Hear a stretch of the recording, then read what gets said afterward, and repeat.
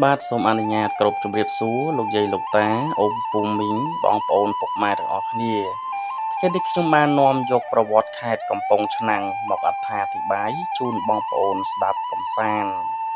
នៅពេលនេះសូមបងប្អូនរីករាយស្ដាប់កំសាន្តដូចតទៅកំពង់ឆ្នាំងជាខេត្តមួយស្ថិតនៅភាគកណ្ដាលនៃប្រទេសកម្ពុជាខេត្តកំពង់ឆ្នាំងជាខេត្តល្បីខាងផលិតក្អមឆ្នាំងមានគុណភាពល្អអំពីដីខេត្តជិតខាងគឺ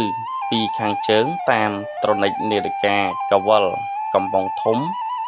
កំពង់ចាមកណ្ដាលកំពង់ស្ពឺនិងពោធិ៍សាត់ក្រុងរួម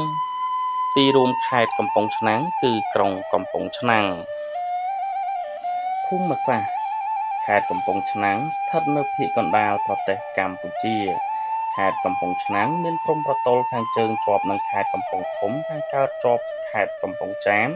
ខាងត្បូងជាប់នឹងខេត្តកំពង់ស្ពឺនិងខាងលិចជាប់ខេត្តពោធិ៍សាត់ខេត្តនេះស្ថិតនៅចម្ងាយប្រមាណ91គីឡូម៉ែត្រពីរាជធានីភ្នំពេញ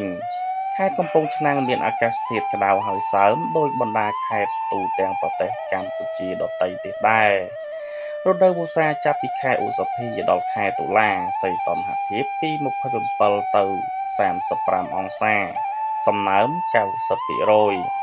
រដូវរងាពីខែវិច្ឆិកាដល់ខែមីនាសីតុណ្ហភាពពី18ទៅ28អង្សានិងរដូវក្តៅពីខែមីនាដល់ខែឧសភាសីតុណ្ហភាពពី28ទៅ36អង្សាវាគឺស្ថិតក្នុងវាល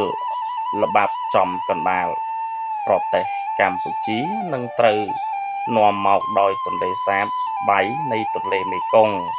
ទីក្រុងរាជធានីភ្នំពេញច្បាស់ជាលូតរហូតដល់ព័ទ្ធជុំវិញដោយព្រំដែនខេត្តកំពង់ឆ្នាំងជាមិនខានប្រវត្តិសំណល់បុរាណវត្ថុពីតំបន់នេះត្រូវបានគេដឹងថាចំណោមវត្ថុបុរាណជាច្រើនដែលគេរកឃើញនោះគឺមកពីទ្វារវតីអតីតនគរមួយដែលបច្ចុប្បន្នស្ថិតក្នុងប្រទេសថៃសព្វថ្ងៃដោយចុះកាលបរិច្ឆេទពីសតវត្សទី6ដល់ទី11ខេត្តកំពង់ឆ្នាំងកាលពីប៉ុន្មានសតវត្សកន្លងទៅគឺជាទីក្រុងឆ្នេរនៅតាមច្រកផ្លូវរវាងចិននិងឥណ្ឌាដោយសារតែការហូរនៅដីល្បាប់ពីទន្លេមេគង្គខ្សែឆ្នេរបានកាន់តែឃ្លាតឆ្ងាយពីសមុទ្រឆ្ងាយទៅនៅពេលដែលទន្លេសាបបានផ្លាស់ប្ដូរខ្សែទឹកហូររបស់វានៅទីក្រុងនេះក៏បានបាត់បង់ប្រភពទឹកដ៏សំខាន់របស់ខ្លួននិងដូច្នេះវាក៏បានក្លាយជាហោស្ថានប្រជាជនក៏រើលំនៅឋានទៅកាន់ទីក្រុងមួយដែលគេហៅថាកំពង់ត្រឡាចទីក្រុងមួយបានកកើតបន្តិចម្ដងជុំវិញទីនោះដែលនាំមកនៅជីវិតថ្មីដល់កំពង់ឆ្នាំងសារមន្ទីរមួយបង្ហាញនៅកំណត់ត្រាបុរាណវិទ្យាអំពីប្រវត្តិរបស់ទីក្រុងមួយនេះរូបនិមិត្តសញ្ញាតំណាងខេត្តគឺរូបឆ្នាំងដីដើមឈើហូបផ្លែប្រចាំខេត្តគឺដើមច័ន្ទពាក្យស្លោកប្រចាំខេត្តគឺក្រូចថ្លុងផ្អែមអង្ករឆ្ងាញ់ស្រីស្រស់ស្អាត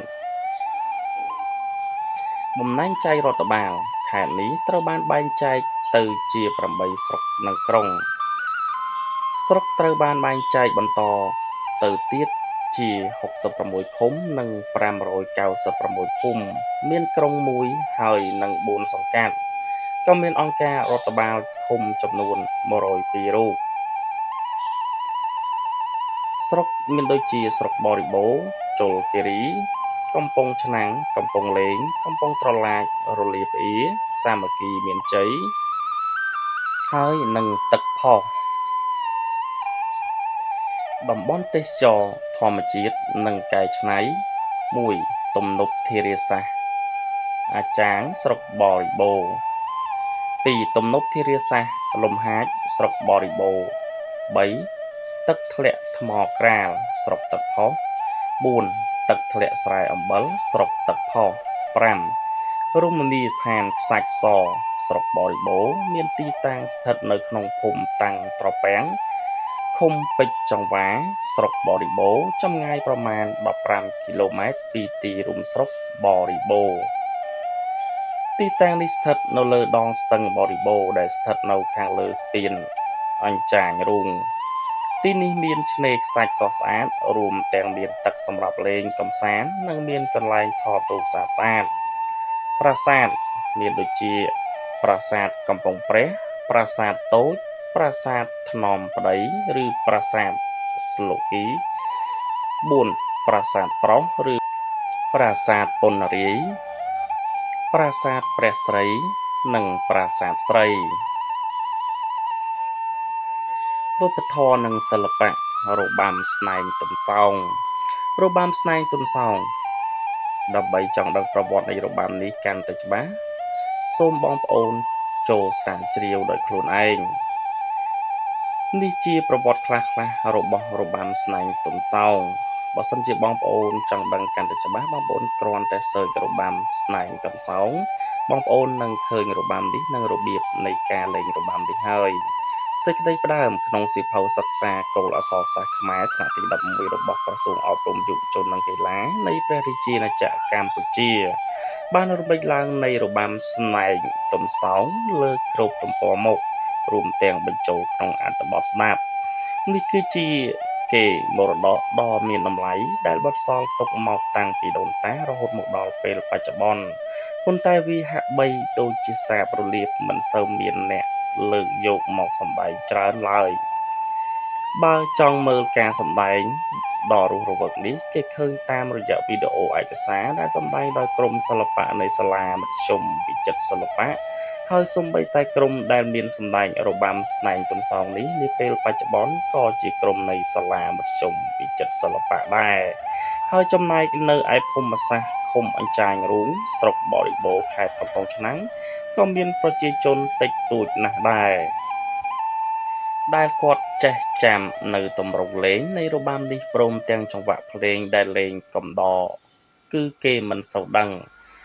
តែចំពោះទំនុកច្រៀងវិញប្រជាជនតំបន់នេះចេះច្រៀងបានខ្លះបែបសើចកំសាន្តព្រោះទាំងទំនុកនិងអត្ថន័យវាមានភាពកំប្លុកកំប្លែងមិនត្រឹមតែប៉ុណ្ណោះទំនុកច្រៀងនេះគេច្រៀងបែបជាសំនៀងភាសានិយាយរបស់អ្នកស្រុកផ្ទាល់តែម្ដងហើយអាចហ៊ាននិយាយបានថាអ្នកដែលមិនធ្លាប់ស្ដាប់ឬមិនយល់អំពីភាសាអ្នកភូមិអញ្ចាញរូងនោះមិនដឹងឡើយខ្ញុំនឹងលើកទំនុកច្រៀងដែលពលរដ្ឋក្មេងចាស់នៅតំបន់ភូមិស្លុកជ្រៅនិងតំបន់មួយចំនួនទៀតដែលតែងលើកទំនុកនេះមកបកច្រៀងលេងកំដរបរិយាកាសកម្មវិធីណាមួយក្នុងឱកាសនេះខ្ញុំសូមរំលឹកអនុស្សាវរីយ៍មួយដែលខ្ញុំបានលើសម្ដីលោកតាម្នាក់ឈ្មោះដូងដែលប្រជាប្រិយរបស់គាត់ត្រូវបានប្រជាជននៃស្រុកបរិបូរណ៍ស្គាល់គាត់ថាជាទូលខោនជើងចេះម្នាក់ដ៏ល្បីផងដែរលោកតាដូងគឺជាពិធីករដ៏មានវោហារស័ព្ទម្នាក់គេស្គាល់គាត់តាមរយៈការសម្ភាសន៍សមិទ្ធផលនានានៅក្នុងស្រុកបរិបូរណ៍អមដំណើរសម្ដេចចៅហ្វាយវាំងកុងសំអុលមុនដំណើរមកដល់របស់សម្ដេចទៅចៅហ្វាយវាំងលោកតាដូងតែងឡើងវេទិកានិយាយកំដរអង្គពិធីទាំងមូលកុំឲ្យស្ងាត់គាត់តែងលើកអំពីប្រវត្តិតស៊ូរបស់គាត់ក្នុងវិស័យសិល្បៈហើយរឿងពិសេសក្នុងឱកាសពិធីសម្ពោធស្ពានដែកអញ្ចាញរូងឆ្លងស្ទឹងបរិបូរណ៍កាលពីឆ្នាំ2013គាត់បានលើកឡើងអំពីទំនុកបែបចម្រៀងនៃរបាំទន្សោងព្រៃព្រាលនេះហើយក្នុងអង្គពិធីភោគផ្ទុះសំណើចគឺសើចកញ្ជ្រៀវព្រោះតែទំនុកចម្រៀងនៃរបាំទន្សោងព្រៃព្រាលនេះដែលទំនុកនេះគឺទន្សោងប្រៃប្រាលកោរ៉ាវរ៉ាលកប់កញ្ច្រាំងបោះបក់ថើមកំក្រហមតេងគ្រាន់តែទំនុកច្រៀងប៉ុណ្ណេះធ្វើឲ្យមនុស្សម្នាសើចសប្បាយក្អាកក្អាយតែចំពោះអ្នកដែលស្ដាប់មិនដឹងរឿងមិនបានត្រឹមឆ្ងល់ពីព្រោះមិនយល់ពីអំពីខ្លឹមសារដែលគេបានច្រៀងឡើយ តែឃ្លានេះទៅប្រជាជនក្នុងតំបន់រត់មាត់ហៅរបាំប្រពៃណីថាទុនសងព្រៃព្រាល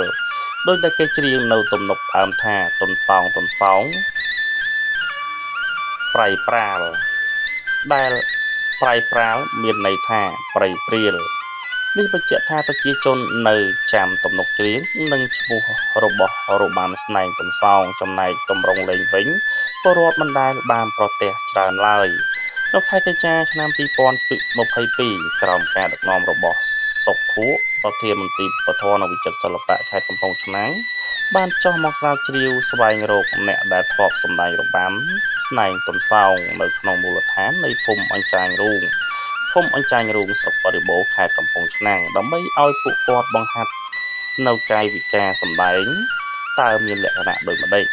តែដោយសារវ័យចំណាស់របស់គាត់ការសម្ដែងហាក់ភ្លេចភ្លាំងមិនសូវជាស៊ីចង្វាក់ឡើយតែទោះជាយ៉ាងណាក្តីវាក៏បានបង្ហាញពីដង្ហើមនៃដែលបន្សល់ទុកនៅដែនខ្លះមិនទាន់រលត់ទាំងស្រុងឡើយលោកសុកធួបានលើកទឹកចិត្តឲ្យអាជ្ញាធរភូមិឃុំជួយយកចិត្តទុកដាក់អភិរក្សនិងលើកទឹកចិត្តដល់ចាស់ព្រឹទ្ធាចារ្យជួយផ្ទេរចំណេះវិជ្ជាដល់ក្មេងជំនាន់ក្រោយហើយរូបលោកនឹងបញ្ជូនមន្ត្រីជំនាញឲ្យជួយ